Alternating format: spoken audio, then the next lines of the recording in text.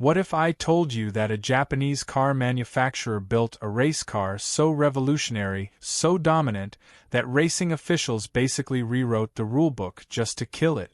Not because it cheated. Not because it was unsafe.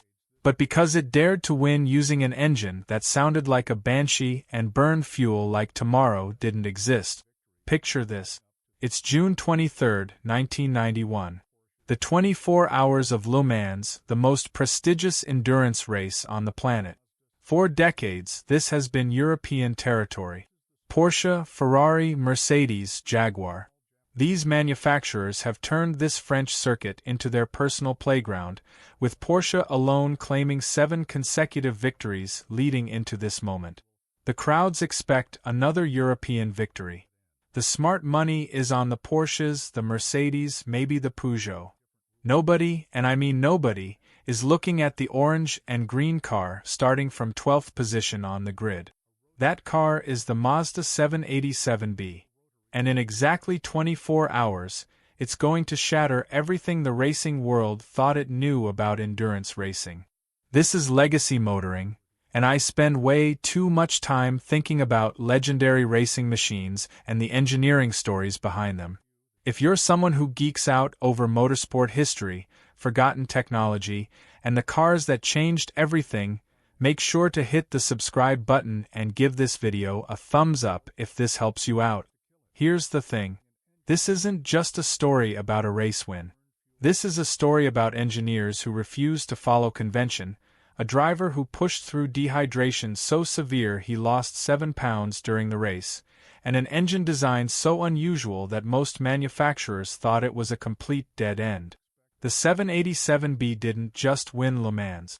It exposed the racing establishment's greatest fear, that someone might beat them at their own game using completely different rules. And when that happened, the establishment did what establishments always do. They changed the rules to make sure it could never happen again. To understand how revolutionary the 787B truly was, we need to travel back to 1961.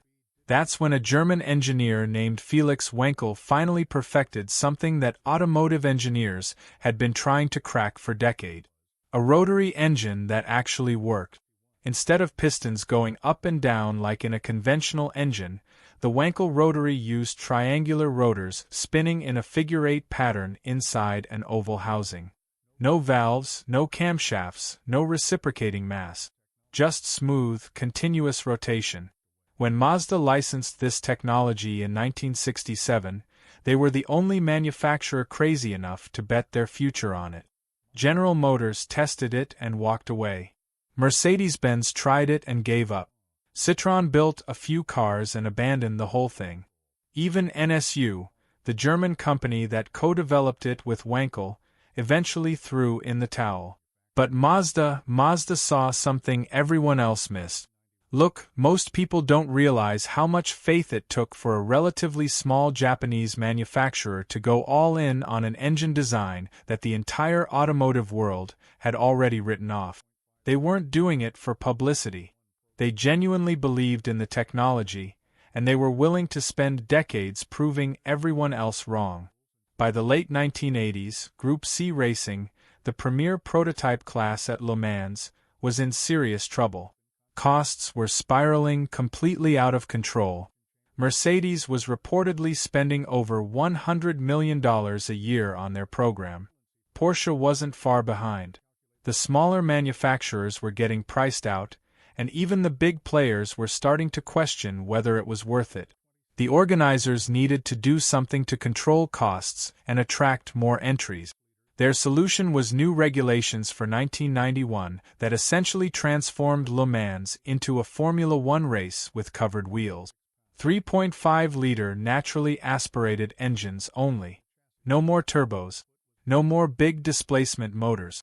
The idea was that manufacturers could use modified versions of their existing Formula One engines, spreading development costs across multiple programs.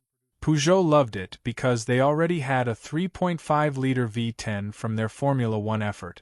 Mercedes developed a new 3.5-liter V12. Jaguar brought their established V12. But Mazda's engineers looked at these regulations and saw something nobody else did. The regulations specified 3.5 liters for non-reciprocating piston engines. Here's what most people don't realize. The rotary wasn't a reciprocating piston engine. It was something else entirely, and calculating the displacement of a rotary engine had always been controversial. Do you count the volume of all three combustion chambers as they rotate? Do you count it once per revolution or twice? The FIA had dealt with this question before and used a formula that essentially doubled the rotary's actual displacement for equivalency purposes. Under this formula, Mazda could run a rotary with an actual displacement of just 2.6 liters, which would be calculated as equivalent to a 3.5-liter piston engine. But here's what the regulators fundamentally didn't understand. The rotary's advantages had nothing to do with displacement. They were about to find that out the hard way. The heart of the 787B was the R26B engine. 4 rotors, naturally aspirated 2.6 liters of actual displacement. Let me put those specs in perspective so you can appreciate what Mazda's engineers actually achieved here. Each rotor housing was roughly the size of a shoebox. The entire engine was only 28 inches long and weighed just 396 pounds, about 200 pounds lighter than the Jaguar V12 they'd be competing against. It was so compact that Mazda's engineers could mount it lower and further forward in the chassis, giving the car a better center of gravity than anything else on the grid that year. The power output was respectable but not earth-shattering. 700 horsepower at 9,000 RPM. The Mercedes C11 made 730 horsepower. The Peugeot 905 made around 650. But horsepower wasn't where the R26B played its cards. This engine's party trick was its power delivery, and this is where it gets really interesting. A piston engine produces power in pulses. Explosion, exhaust, intake, compression, repeat. Even a V12 has dead spots in its power delivery curve. The R26B with its 4 rotors constantly in different phases of combustion delivered power like an electric motor. Smooth, linear, completely predictable. No power pulses, no vibration, just a continuous surge of thrust that drivers could exploit in ways that piston-engined competitors simply couldn't. The engine internals were a masterclass in endurance engineering. The rotor housings were chrome-plated for wear resistance. The apex seals, the rotary's traditional weak point that had ended countless racing programs before this one, were made from a carbon composite that Mazda had been refining since the early 1970s. The eccentric shaft, essentially the rotary's equivalent of a crankshaft, was forged from a special steel alloy capable of handling continuous high-speed rotation for 24 straight hours without complaint. But the real genius was in the peripheral port induction system. Instead of intake ports in the side housings like a street rotary, the R26B had ports directly in the rotor housing periphery. This meant the intake charge didn't have to make any sharp turns. Air flowed straight into the combustion chamber. The result was better volumetric efficiency, higher RPM capability, and that absolutely distinctive howl that sounded like nothing else on track. When a 787B flew past you at 200 miles per hour on the Mulsanne Straight, you didn't hear the typical racing engine scream. You heard something that sounded like a cross between a Formula One car and a jet turbine. A smooth, continuous wail that climbed and climbed without the typical shift points you'd hear from any piston engine. Spectators said you could identify the 787B with your eyes closed from a mile away. That sound became legendary before the race was even half finished. Now you might be thinking, okay, the engine sounds cool, but how did Mazda actually prepare this car to last 24 hours? Here's the thing. Mazda didn't just show up at Le Mans with a radical engine and hope for the best. They'd been developing this technology in competition for nearly a decade. The 757 and 767B predecessors had shown genuine promise but lacked the reliability needed to go the distance. Mazda's engineers spent 3 full years analyzing every failure and every weakness those earlier cars had revealed. They tested components on specialized rigs that simulated 24 hours of racing loads in compressed time frames. They ran engines continuously for 48 hours straight, then tore them down and examined every single part under electron microscopes before rebuilding them stronger. The chassis itself was evolutionary rather than revolutionary. Designed by Nigel Stroud, who'd previously worked on March Formula One cars, it was a carbon fiber monocoque that prioritized reliability over ultimate performance. The suspension used conventional double wishbones with pushrod-actuated springs and dampers. Nothing exotic, nothing that could introduce unnecessary failure points.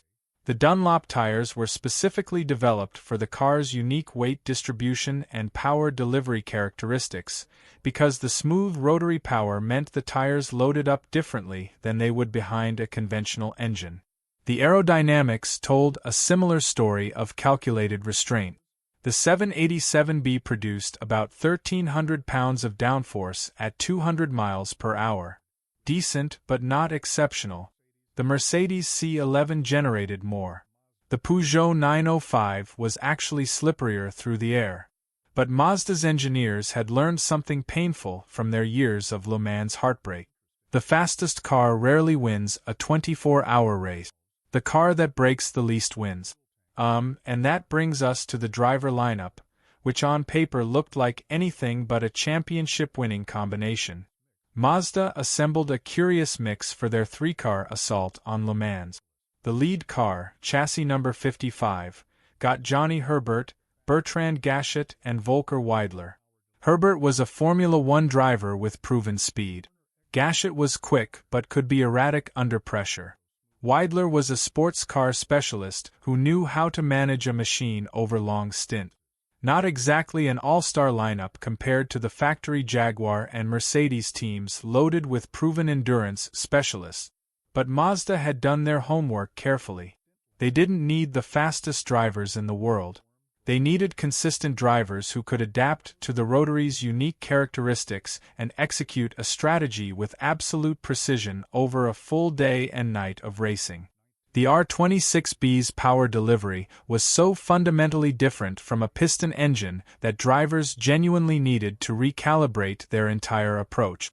Brake points were different because the engine braking characteristics changed how the car settled into corners. Corner exit speeds were higher because the power came on so smoothly without the sudden surge that could induce oversteer. The car simply didn't lose momentum between gear changes the way piston-engined cars did, which meant drivers had to adjust where they began accelerating out of slow corners. Here's something that wasn't public knowledge at the time and rarely gets mentioned even now. Mazda's engineers had programmed the engine management system with multiple maps for different conditions and driver preferences. Map 1 was full attack mode, 700 horsepower, maximum fuel consumption. Map 2 dialed back to around 650 horsepower for better fuel economy during traffic management. Map 3 was survival mode, 600 horsepower, but the engine could run lean enough to extend stint lengths by almost 20 minutes compared to full attack pace. The drivers could switch between these maps on the fly using a rotary dial on the steering wheel. This kind of flexible strategy capability was genuinely ahead of its time in 1991. Race day arrived on June 22, 1991, and the weather was perfect. Warm, dry, with a light breeze drifting across the circuit. The Peugeot had dominated qualifying with the 905 of Alain Cudini on pole position. The Mercedes entries looked strong and experienced. The Jaguars had raw speed but carried question marks about long-term reliability, as they almost always did. The 3 Mazda 787Bs had qualified 12th, 19th, and 23rd. Not exactly promising positions for a team hoping to challenge for overall victory. When the flag dropped at 4 o'clock in the afternoon, the Peugeot immediately pulled away from the field. The Mercedes of Michael Schumacher, yes, that Michael Schumacher, charged through the midfield. The Jaguars were fast but fragile as almost everyone expected. and the Mazda circulated steadily, hour after hour, doing exactly what Mazda's engineers had designed them to do. By midnight, the race had already claimed several high-profile victims.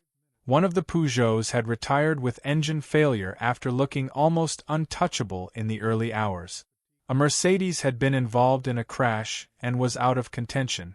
Two of the Jaguars were out with various mechanical gremlins, the kind of failures that had haunted British racing for years. The number 55 Mazda had climbed to 6th place, not through blazing speed but through sheer relentless persistence.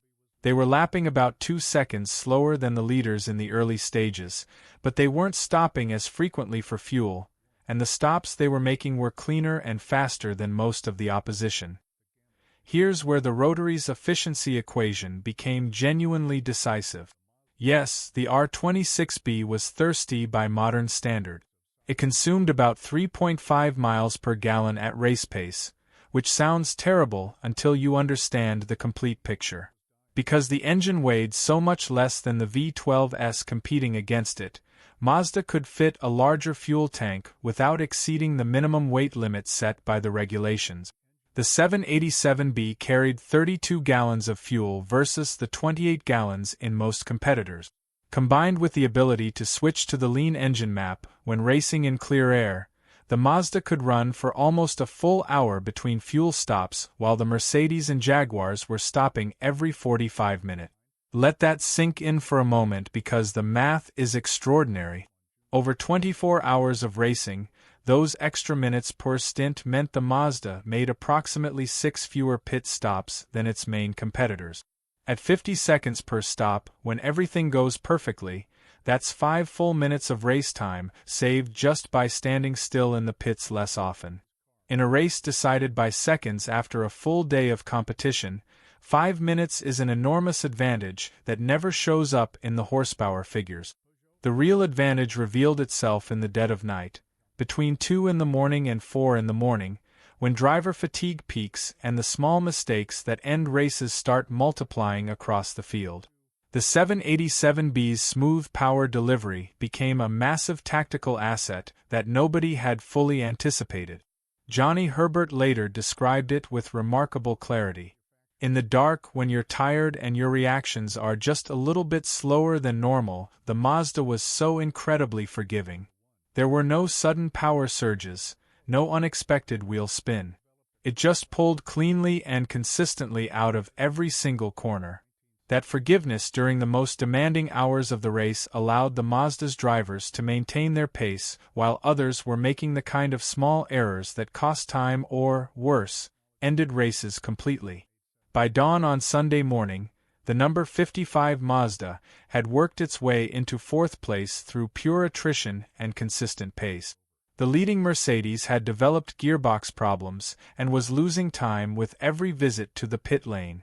The remaining Peugeot was blindingly fast but consuming tires at an alarming rate, the inevitable price of all that aerodynamic downforce pressing the rubber into the tarmac for hour after hour. The Jaguar of Teo Fabi was leading overall, but nobody who understood endurance racing expected it to last. Jaguars rarely did. At 8 in the morning with 8 hours remaining, Mazda made the crucial strategic call that would define the entire race. They put Weidler in the car with clear instructions to push. Not flat out, not at the absolute limit, but harder than they'd been managing the car during the night hours. Map 1 instead of Map 2. The engineers had calculated with impressive precision that they had exactly enough engine life remaining to increase the pace without risking a mechanical failure in the final hours. The gamble paid off almost immediately. Weidler started turning laps 2 full seconds faster per lap than the Mazda had been managing through the night. When the leading Jaguar inevitably expired with engine failure just before noon, the 787B inherited 2nd place overall. Only a single Mercedes stood between the orange and green car and the most improbable victory in Le Mans history. Here's what most people don't realize about those final hours. The Mercedes wasn't beaten by pure speed. It was beaten by a mysterious misfire that developed in the late stages and gradually strangled the V12's power output. The team changed spark plugs and checked fuel pressure and swapped ignition modules. Nothing they tried made any lasting difference. The mighty V12 was slowly dying, and the engineers in the garage couldn't identify the root cause quickly enough to fix it properly. Every trip down the Mulsanne straight, the gap between the two cars shrank a little more. The numbers on the timing screens told a story that was becoming increasingly difficult to deny. With 3 hours remaining, Johnny Herbert climbed back into the 787B for what would become the most famous final stint in Le Mans history. His instructions from the pit wall were deliberately simple. Bring it home. Don't take unnecessary risk. The car had been running for 21 consecutive hours without a single mechanical issue worth mentioning. Engine temperature was rock solid. Oil pressure was reading perfectly on every sensor.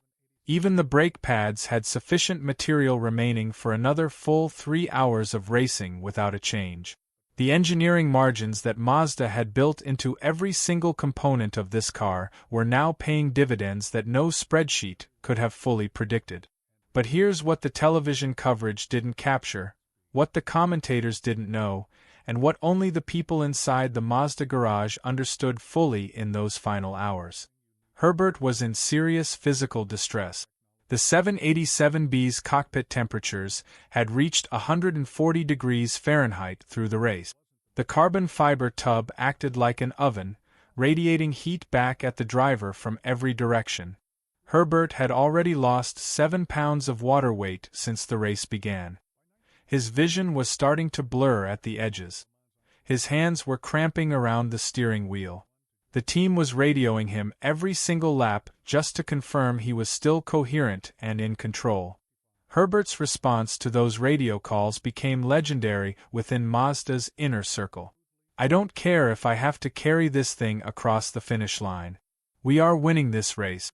At 3:47 in the afternoon on June 23, 1991, after 24 hours of racing that had claimed nearly every major challenger, the impossible happened. The orange and green Mazda 787B with its 4 spinning triangles and its jet turbine soundtrack crossed the finish line in first place. They had completed 362 laps covering 3,420 miles at an average speed of 127 miles per hour. The rotary engine that everyone in the paddock said would never survive 24 hours had run flawlessly from the opening flag to the checkered one. It was the first Japanese car ever to win Le Mans. It was the first win for a rotary engine in the race's history. And as it would turn out, watching everything that followed, it was also the last. Here's the part of the story that most people don't know, and it's the part that makes the whole thing genuinely infuriating when you sit down and think about what it actually means. Within hours of Mazda's victory celebration in the Le Mans Park firm, there were already rumblings spreading through the paddock.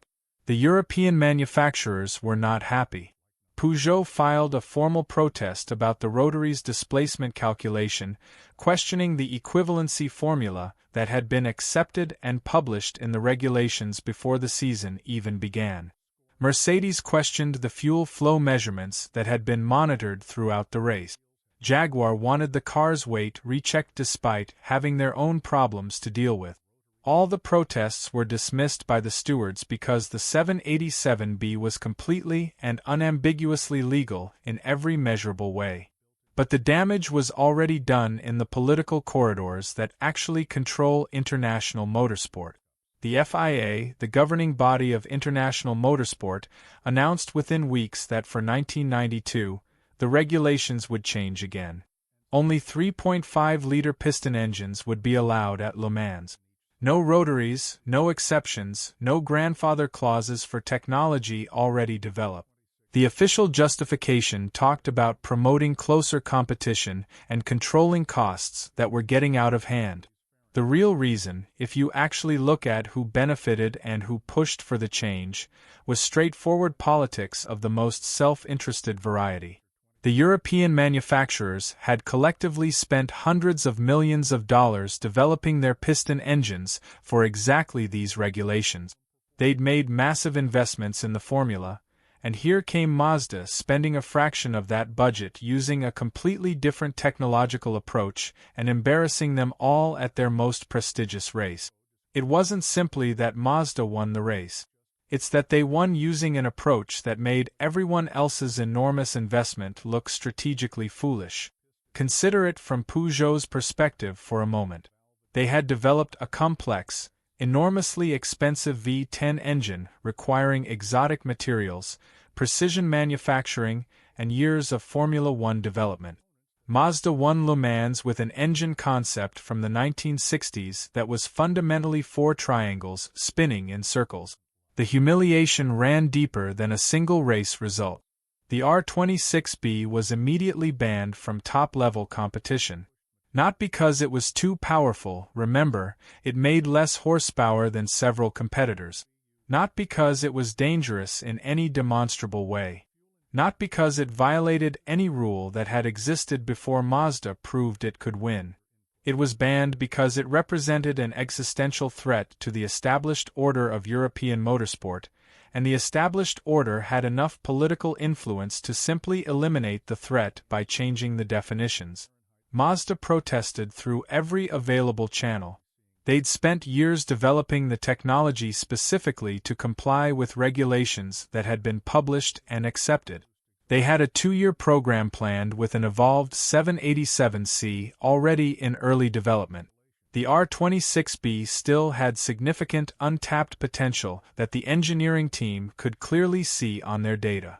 Conservative estimates suggested another 50 horsepower was achievable with continued development, potentially more with further refinement of the peripheral port system. But the decision was politically final in a way that technical arguments couldn't overcome. The Rotary's career at the top level of endurance racing was finished before anyone could discover what it might have achieved. Here's what makes this even more corrosive when you examine it properly. The 3.5-liter piston formula that effectively killed the Rotary failed spectacularly in achieving everything it claimed to be designed for. By 1993, most manufacturers had abandoned prototype racing altogether rather than continue under the new restrictions. The Le Mans grid shrank dramatically. The racing became processional in ways that no manufacturer wanted to be associated with publicly. Entries dropped from 55 competitive cars in 1991 to just 47 in 1993, and the quality and variety of machinery declined sharply. The cure that the FIA prescribed turned out to be considerably worse than the disease they claimed to be treating. Meanwhile, the 787B itself became a museum piece in the most literal sense possible.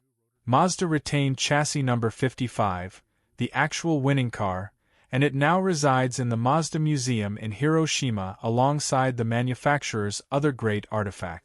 But here's something remarkable that distinguishes this car from most museum exhibits. They still started up on a regular schedule. The same R26B engine that won Le Mans in 1991 still fires up on command, still makes that absolutely distinctive howl that stopped spectators in their tracks, still runs as smoothly as it did on that June afternoon over 3 decades ago. The other surviving chassis have lived different lives that reflect the complicated legacy of the whole program. Number 18 is in a private collection in Japan, carefully maintained and occasionally demonstrated for invited audiences. Number 56 makes periodic appearances at prestigious historic racing events where, remarkably, it's still competitive against cars built years after it. When the 787B runs at Goodwood or Monterey, crowds gather 3 and 4 deep just to hear that sound coming through the trees. There's nothing else in motorsport quite like it, and there probably never will be again. Now, you might be thinking at this point that the technical story ends with the ban, that this is purely a historical curiosity. But the legacy of the 787B extends much further than that single victory and its immediate aftermath. The peripheral port technology developed specifically for the R26B directly influenced Mazda's street rotary engines throughout the following 2 decades. The carbon apex seals that solved the rotary's traditional reliability weakness became standard in later RX-7 and RX-8 engines that real customers drove on real road. The variable engine mapping concept that Mazda pioneered with the 3 switchable modes in the 787B predated similar systems appearing in Formula One by several years, which says something significant about where the genuine innovation was actually happening in 1991. The engineering philosophy behind the 787B deserves examination because it reveals something important about how Mazda approached problems that other manufacturers with larger budgets and more resources couldn't solve. Every single decision in the car's development prioritized the complete system over the performance of individual components in isolation. The engine wasn't the most powerful on the grid, but it was the lightest by a significant margin. The aerodynamics weren't the most aggressive available, but they balanced efficiency with downforce in a way that preserved tire life through the night hours. The chassis wasn't the most technically advanced concept anyone had attempted, but it was reliability itself over 24 grueling hours. This systems thinking approach, optimizing the whole picture rather than chasing maximum numbers in each area separately, was quietly revolutionary in an era when most teams were adding complexity everywhere they could justify it. The R26B used 3 separate fuel pumps, 1 primary and 2 fully functional backup. If the primary failed at any point during the race, the others could maintain full pressure without any intervention from the driver. The fuel injection system had redundant sensors for every critical parameter, and if any sensor failed, the engine management would instantly switch to backup values calculated from other available input. The car could theoretically lose multiple systems simultaneously and still have a realistic chance of finishing the race. The cooling system was similarly and deliberately overbuilt beyond what basic calculations suggested was necessary. 3 radiators positioned in the nose and in each side pod, 2 separate oil coolers, 3 independent cooling fans.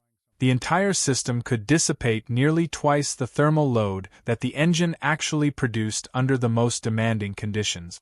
During the race itself, the R26B never exceeded 195 degrees Fahrenheit in oil temperature, while several competitors were regularly seeing temperatures of 220 degrees or higher in the final hours. The exhaust system represented perhaps the most extreme example of this philosophy. The 4-rotor engine produced exhaust temperatures exceeding 2800 degrees Fahrenheit under full load, temperatures that would destroy conventional materials relatively quickly. The exhaust manifold was manufactured from Inconel, a super alloy typically reserved for jet engine components, wrapped in ceramic insulation, surrounded by additional heat shields, and given its own dedicated cooling duct. After 24 consecutive hours of racing at Le Mans, post-race inspection found no cracks, no warping, and no measurable degradation in any exhaust component. The gearbox decision illustrates the entire Mazda philosophy in a single choice. While competitors were fitting exotic sequential transmissions with complex electronic controls designed to shave fractions of seconds from shift times, Mazda chose a modified version of the proven Porsche 962 gearbox that had accumulated thousands of hours of racing development across multiple seasons. It wasn't the lightest option available. It wasn't the fastest shifting unit they could have specified. But it was bulletproof in a way that more exotic alternatives simply weren't. The synchros were deliberately oversized beyond what the power demands required. The gears were shot-peened for additional fatigue resistance. The oil cooling was generous to the point of excess. It shifted with the same precision on lap 1 as it did on lap 362, which, when you think about it, is exactly the specification you want for a 24-hour race. Now about that sound, that legendary rotary wail that spectators and competitors alike found impossible to ignore. The R26B's exhaust note peaked at 138 decibels at full throttle, louder than a jet aircraft taking off 200 feet away and measurable from distances that made it unlike anything else sharing the same circuit. The frequency characteristics were unique in motorsport history. A fundamental tone around 600 Hz with harmonics extending up to 15,000 Hz created something that the human ear processed differently from any conventional racing engine. Piston engines produce an inherently choppy, interrupted sound as each individual cylinder fires in sequence. The rotary's continuous combustion cycle created a pure, sustained tone that climbed linearly and without interruption as RPM increased. Competitors reported that being passed by the 787B was psychologically different from being passed by anything else, the smooth turbine-like wail growing steadily louder as it approached, maintaining that same eerie continuous tone through the corner without the typical shift interruptions, then gradually fading as it pulled away down the straight ahead.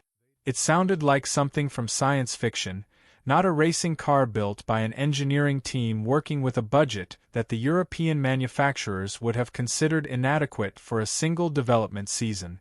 Here's what really stings about the 787B's banning when you step back and look at the broader pattern it represents. It wasn't just about one car or one engine type that had inconveniently beaten the established competitors. It was about innovation itself and the implicit message that the racing establishment wanted to send to anyone considering a similarly unconventional approach in the future. The message from the FIA was unmistakably clear in what it communicated to every engineer and every manufacturer watching from the outside. Conform or be excluded. Don't deviate significantly from the accepted template. Don't embarrass the establishment with unconventional solutions that expose how much money they've wasted on conventional approaches. This mentality has haunted motorsport at every level ever since that decision was made. Every time someone finds a genuinely creative interpretation of the written regulations, every time real innovation threatens the comfort of the established order, the rules change specifically to eliminate it. Active suspension was banned not for safety but for being too effective and too expensive for smaller teams to replicate. Blown diffusers that rewrote understanding of aerodynamic flow were outlawed when they became too dominant. F-ducts, mass dampers, double diffusers, all eliminated not because they broke rules that existed when they were designed, but because they were too clever for the politics of the sport to tolerate comfortably. The 787B was the most honest and the most egregious example of this pattern because the gap between the stated justification and the real motivation was so obviously wide. The rotary engine itself limped through production car applications for years afterward, keeping the technology alive in the marketplace while its racing application was suppressed. The RX-7 that followed the Le Mans victory became genuinely iconic among enthusiast drivers who appreciated exactly the qualities that had made the racing version so unusual. The smooth power delivery, the mechanical simplicity compared to equivalent piston engines, the extraordinary power-to-weight ratio that the compact format enabled.